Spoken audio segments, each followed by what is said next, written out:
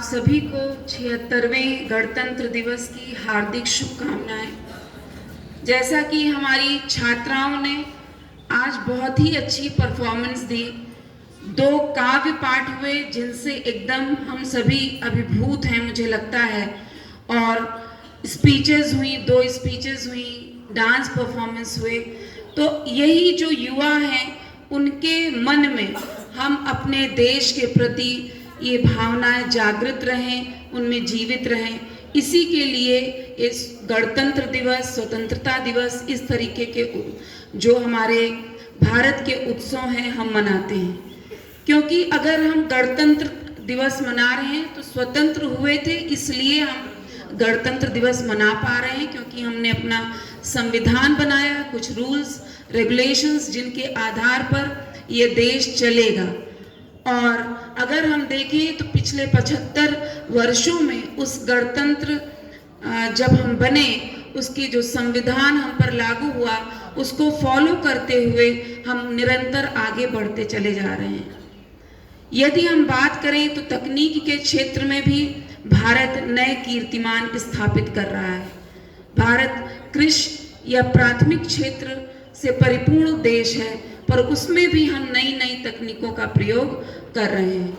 चाहे वो बजट में उद्धृत ड्रोन प्रणाली से जो वेदर है उसको जान सकें, खासतौर पे जहाँ पर कितने सिंचाई की, कितने पानी की आवश्यकता है, क्योंकि पर्यावरण संरक्षण के अंतर्गत हमें जल संरक्षण को भी देखना है।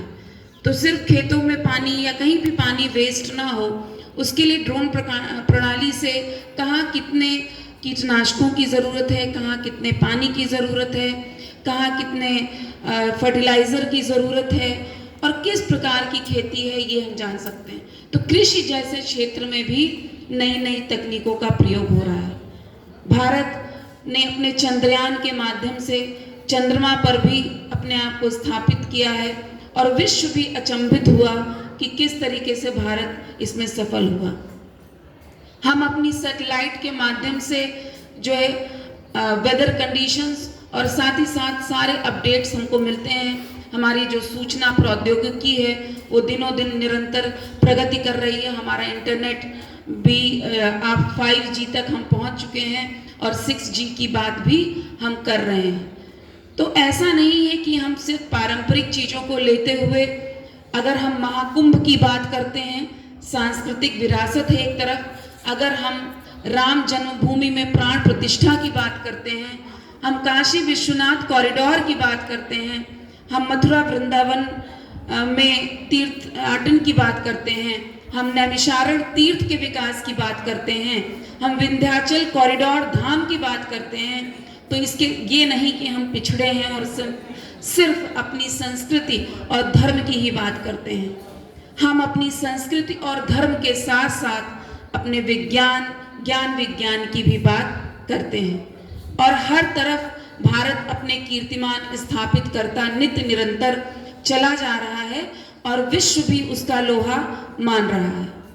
विश्व जो है वो हमारी ओर देखता है। बहुत सारे ऐसे गरीब देश भी हैं जिनको हम कहते हैं डेवलपिंग नेशंस या अंडर डेवलप्ड नेशंस हैं, जो भारत की तरफ देखते हैं कि भारत उनका प्रतिनिधित्व करेगा। जब विकसित राष्ट्रों के बीच भारत को अपनी बात रखेगा, साथ ही साथ वो विकासशील और अल्प विकसित राष्ट्रों की भी बात रखेगा, जिनको कि जो डेवलप्ड नेशंस हैं वो थर्ड ऑर्डर या थर्ड वर्ल्ड कंट्रीज का नाम देते हैं। तो उनका प्रतिनिधित्व भारत करता है। अब विकसित राष्ट्रों की श्रेणी में अगर हम देखें तो भारत ने $5 ट्रिलियन का लक्ष्य निर्धारित किया है अपने लिए, क्योंकि कोई भी राष्ट्र बिना धन संपदा के विकसित नहीं हो सकता है। भारत में विविध अगर हम देखें तो क्लाइमेट है। अगर हम शायद इतना समृद्धशाली देश शायद ही कोई हो कि हम सभी ऋतुओं का आनंद लेते हैं।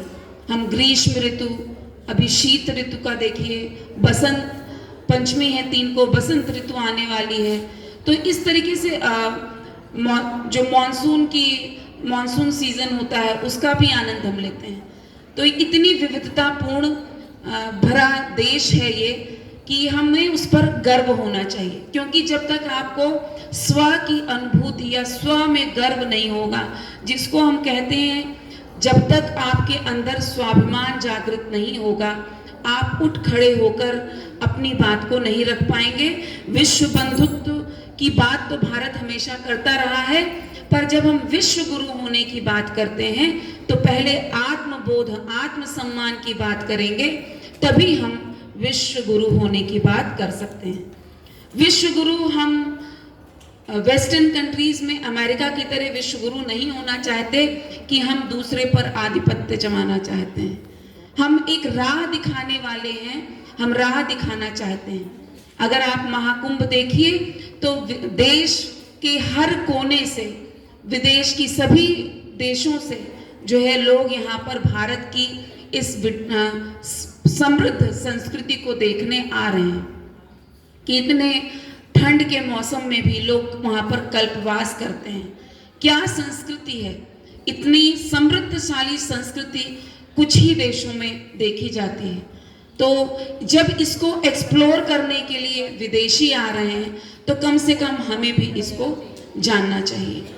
और जब भारत अपनी सांस्कृतिक विरासत को संजोने की बात करता है तो वो हम पिछड़ेपन की बात नहीं करते। इस चीज़ को अपने मन में ये गांठ बना लेनी चाहिए, क्योंकि बहुत सारे देश हैं जिन्होंने अपनी ना तो भाषा से, ना तो संस्कृति से, ना अपने परंपराओं से, ना मूल्यों से, किसी चीज़ से कंप्रोमाइज़ नहीं किया और वो आज भी आगे बढ़ रहे हैं। समृद्धशाली देश हैं। अगर हम देखें तो वर्ल्ड हैप्पीनेस इंडेक्स में उनका अच्छा स्थान है। और दूसरा, पाश्चात्य अगर हम पैरामीटर्स देखें, अगर वो हम कहते हैं कि हम ग्लोबल हंगर इंडेक्स में हम निचले पायदान पे हैं,